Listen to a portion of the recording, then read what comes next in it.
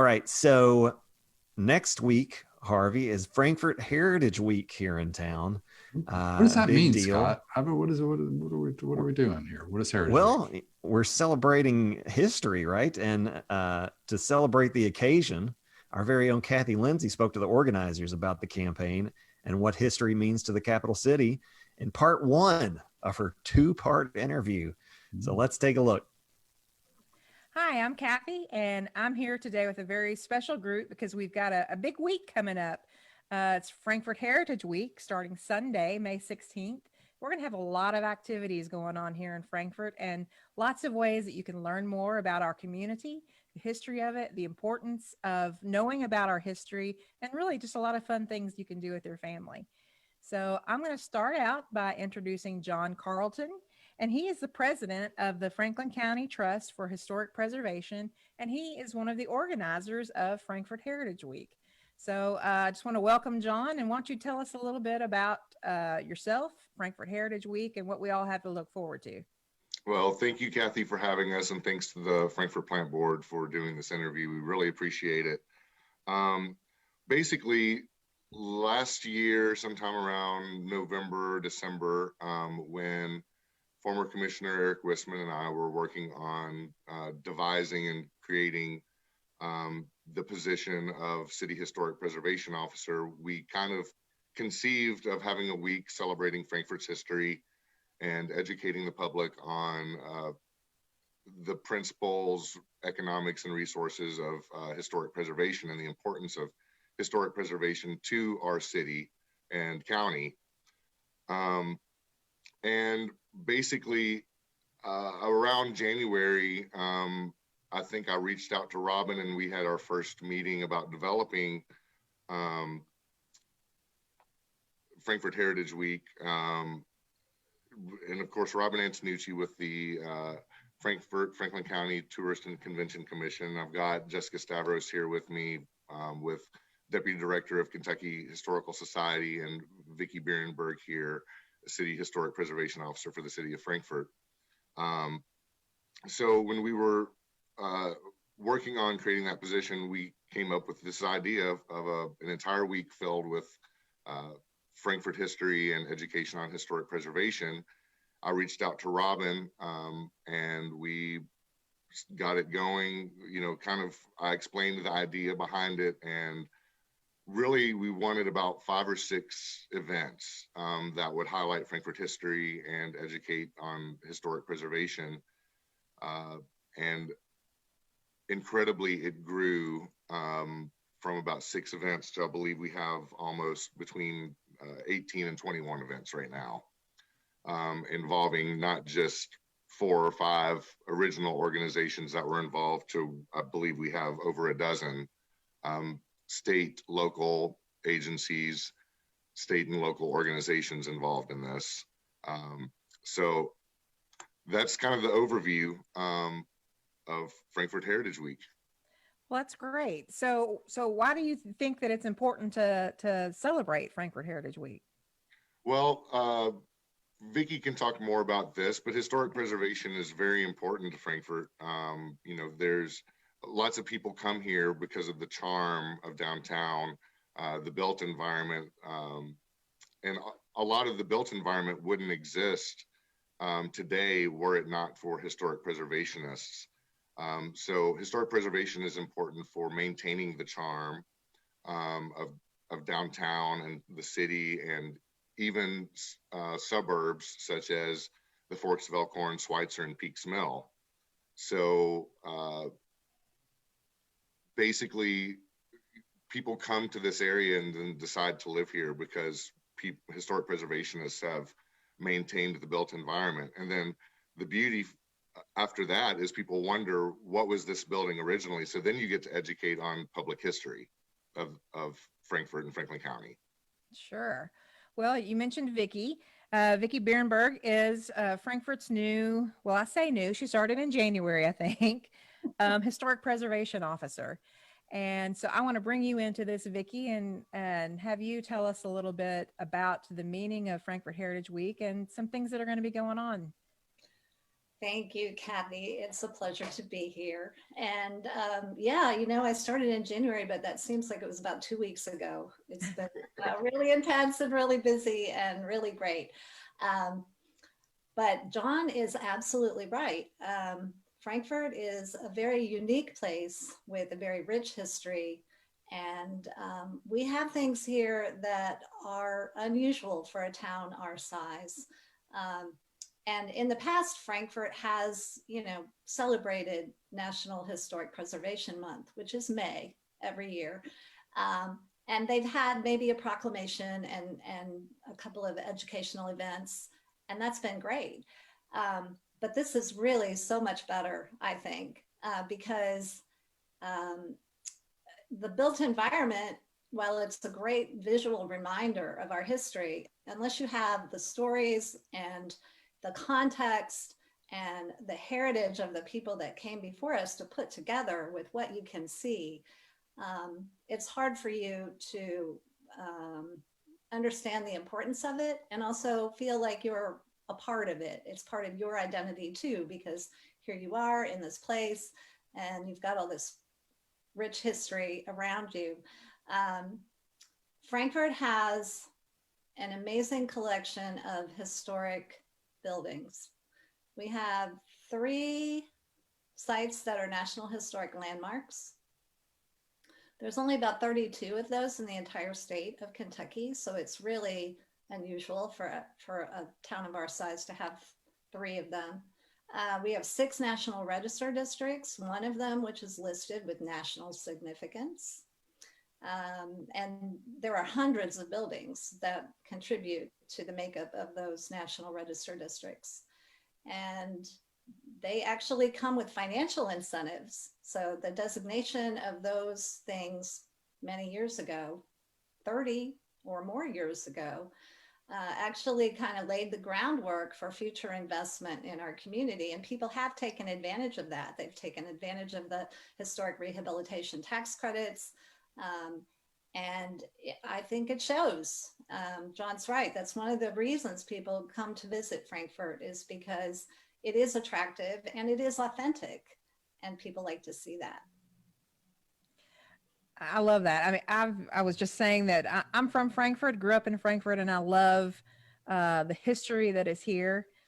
But we're lucky here in Frankfurt. Not only do we have Frankfurt history, but we also have the Kentucky History Museum and the Historical Society here, and we've got Jessica Stavros, who is the deputy director of the Kentucky Historical Society, with us as well. And so I just want to bring you into this, Jessica, and have you tell us a little bit about the Kentucky Historical Society and things that we have going on at your place. Well, sure. Kathy, thanks so much for having us. I was really excited when John reached out to us to be a community partner. I'm not from Frankfurt. I hail from Louisville, so I'm familiar with initiatives like Hometown Tourist Week, and certainly have been very involved in Preservation Month and historic house museums around the Ohio Valley region. So I'm certainly familiar with kind of the infrastructure of what it would take to put on Heritage Week. So I was really excited when John and Vicki came to us about being a partner. Because it's really a win-win and a no-brainer to get as many people together to celebrate as a community as possible. And the Historical Society can offer several ways to participate in the week itself, whether it was the events planned on the schedule or discounts in the store. But really, for us, it was more of an opportunity to show our dedication to Frankfurt, more than just 1 week in May. Because the Historical Society is a state entity. We're a state agency in the Tourism, Arts, and Heritage Cabinet. So we serve as the state's keeper of Kentucky's past, but we're also, we really try to position ourselves as a vehicle to help develop the foundation of our future. So by supporting Frankfurt's history and the heritage assets within Frankfurt, we really try to help solidify those underlying principles of what it means to be from Frankfurt and what it means to be a Kentuckian. And that brings us together in a way that helps us share new stories and bring in new perspectives that haven't been told before. But really it helps engage and create a new generation of leaders for the Commonwealth and also people who identify with their local heritage. So not only does this investment really bring our neighbors together, which of course promotes economic tourism, but it really highlights Frankfort history as a relevant and essential component of this community. And it's a tangible feeling. You can feel it here when you walk down the street of how important that heritage really is to people here. So it's important to recognize the value of our history in our own backyard, where it can be seen, where it can be touched or experienced. And it's really awesome to see what John has put together. That's what Heritage Week does. Not to mention, coming out of the pandemic, it's really important that we look forward to reconnecting with our Frankfort community in a way that's meaningful and lasting, really. Well, thank We're you. excited to be part of it. Awesome. Well, we're excited to have you as a part of it. It's always good. Again, just another benefit of being part of the capital city and having those resources right here locally that our community can take advantage of. The history of Frankfort is what brings a lot of people to our town who want to check out what's going on here and the interesting things we have here. So I know that Robin Antonucci, who like John said earlier, is our executive director of our tourist commission here. Why don't you share with us what you've seen when people come to Frankfort? What interests them about Frankfort? Thanks, Kathy. Happy to be here and join everyone today. History is a big driver in tourism locally here in Frankfort. Of course, we're the state capital.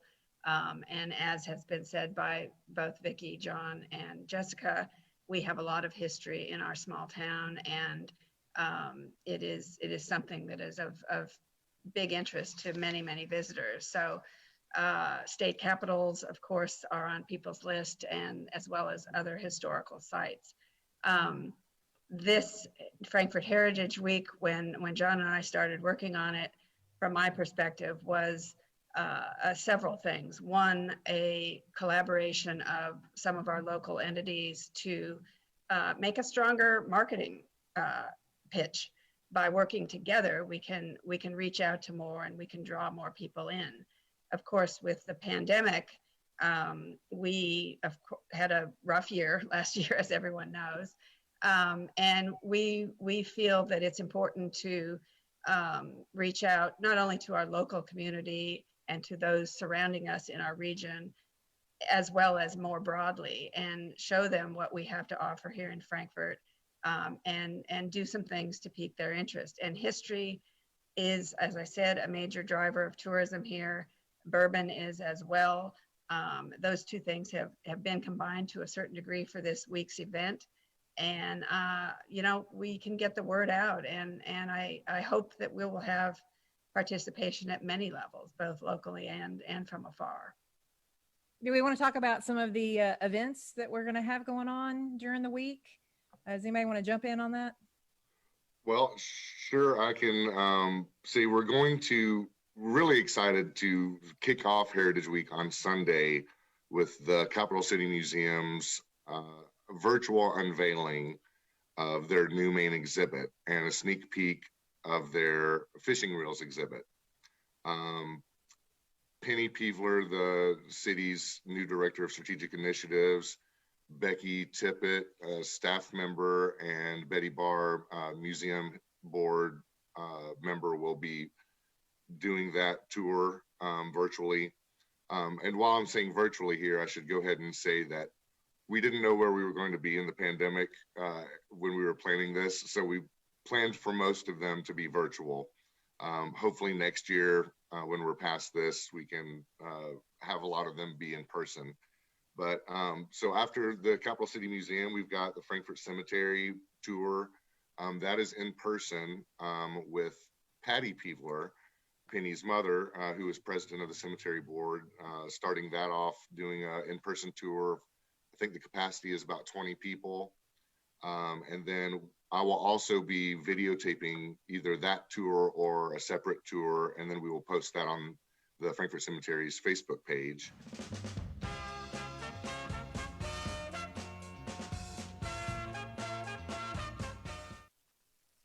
All right. Well, thanks to Kathy and those folks. Sounds like a really great week that we have ahead of us. But be sure to tune in on Monday to see part 2 of that interview, hear a full rundown of next week's events. Also, we're participating here on Cable 10, Scott, in honor of Heritage Week. Throughout the rest of May here on Cable 10, we'll be dusting off some classics from the vault, featuring walking tours from Frank Sauer and Russ Hatter, African-American historical programs, Nikki Hughes, tours of Fort Hill and the Kentucky River, bicentennial celebrations, and much more. So check your guide for a full schedule and air times, and look out for the Cable 10 YouTube channel as well, because we'll be uploading some of the programs on there. Yeah, Harvey, everybody knows the Disney Vault. And we dusted off the combination for the Cable 10 Vault, and played a little safecracker, and we got in there. And seriously, like, some of these programs haven't been seen in 15 years. It's pretty cool. We've got a vast archive, and everybody at Cable 10 has spent years putting all that stuff on disc and converting it over from VHS tapes. And I mean, it's right, because it's like you don't just do it once, right? Because you got to just keep moving. Like, we had it on 1/4-inch tape, and then it was on VHS tape, and then it got to DVD, and now we're moving to get it all digital. And hopefully that'll be, once we get it digital, it'll be safe. But a lot of folks have spent a lot of times, a lot of hours watching those things get transferred. So we're excited to show it to the folks. Again, some really neat stuff that hasn't seen the light of day in like 15 years. So for sure, check your guide and be watching Cable 10, and tell all your family to fire up that plant board cable and get that Cable 10 subscription. Yep. All right. So